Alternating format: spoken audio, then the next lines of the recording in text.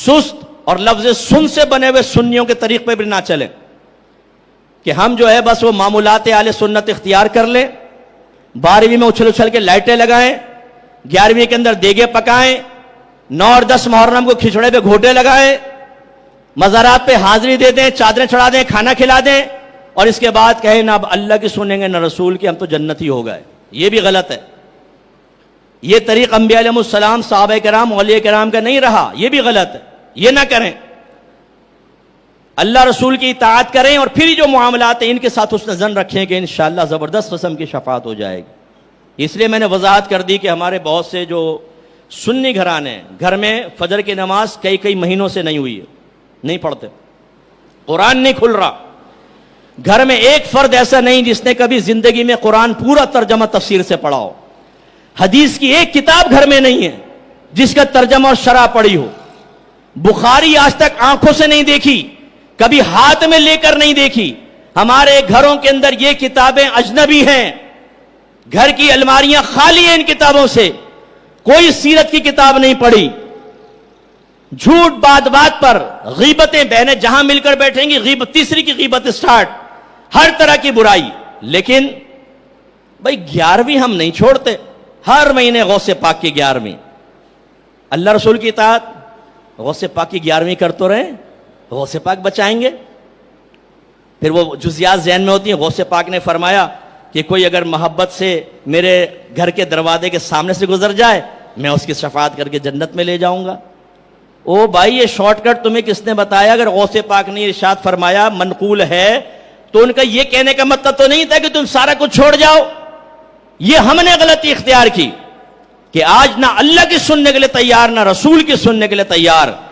دیندار کہیں، کچھ نصیحت کریں تو ہمارے بھائی بہن کہتے ہیں کہ بھائی سنو، ہم نے ایک نصیحت آپ کی قبول کر لی ہے، یعنی ایک شعبے کے بارے میں، اتنا ہی کافی، اب اور نہیں سنیں گے. اچھا کس شعبے کے بارے میں؟ 11ویں، 12ویں، تیجا، 40واں، 10واں، 20واں، خواجہ صاحب کی چھٹی، امام جعفر صادق رضی اللہ تعالیٰ عنہ کے کنڈے، ختم قادریہ، نعتیہ محافل، قاری صاحب سے قرات سنی. یہ کر تو رہے، آپ نے تو کہا تھا یہ جائز ہے. مزارات پہ حاضری، وہاں عورتوں کے دھمال یوں بال کر کے گھما رہی ہیں، اور ہمارے بھائی بھی اپنی بہن کو دیکھ کر اس کے ساتھ ساتھ گھوم رہے ہیں کہ کیا دھمال کیا بہن نے اور 7ویں آسمان تک پہنچ گئی ہے. یہ باتیں قبول کر تو لی ہیں، اس کے بعد ہم علماء کی سننے کے لیے تیار نہیں. یہ عوام کا حال ہے. ہماری بہنیں اگر بچوں کے رشتوں کے لیے کسی گھر میں جاتی ہیں تو ان کے عقائد کو پرکھنے کے لیے ایک ہی کویسچن ہوتا ہے، آپ نیاز کرتی ہیں؟ ہاں بس ٹھیک ہے ٹھیک ہے. یعنی ہمارے نزدیک نیاز کر لو تو وہ ضروریات دین بھی سیکھا ہوا ہے، عقائد بھی اس کے ٹھیک ہیں، نظریات بھی ٹھیک ہیں، بس نیاز کر دو، بس نیاز والے نیاز والے.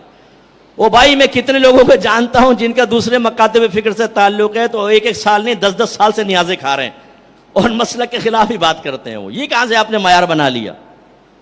اس لیے میرے بچوں، اللہ اس کے رسول کی اطاعت اور پھر وہ صحبت ملے گی کہ بروز قیامت انبیاء علیہ السلام، صحابہ کرام، اولیاء عظام ہم ان کے ساتھ ہوں گے. ایک شخص نے آ کے عرض کیا رسول اللہ آپ اس کے بارے میں کیا کہتے ہیں کہ جو کسی قوم سے محبت رکھتا ہے لیکن کبھی ان سے ملا نہیں؟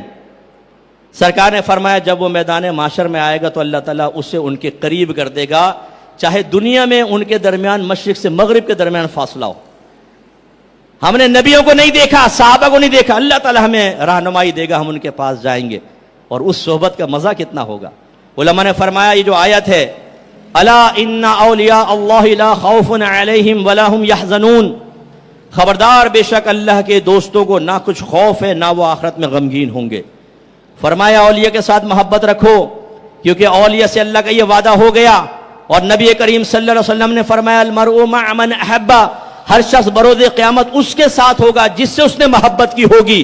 تم ولیوں سے محبت رکھو، ان کے ساتھ ہوگے، جب ساتھ ہوگے تو اللہ نے ولیوں سے وعدہ کیا نہ انہیں خوف ہے نہ غمگین ہوں گے. اللہ کی رحمت سے بعید ہے کہ ولیوں کو خوف اور غم سے آزادی دے اور جو ان کے ساتھ اس کو اٹھا کے جہنم میں ڈال دے. اللہ کی رحمت سے امید ہے اللہ تعالیٰ اسے بھی بخش دے گا. اس لیے قریب آئیں، اہل سنت کے ساتھ وابستہ رہیں اور اللہ رسول کی اطاعت کی طرف آئیں.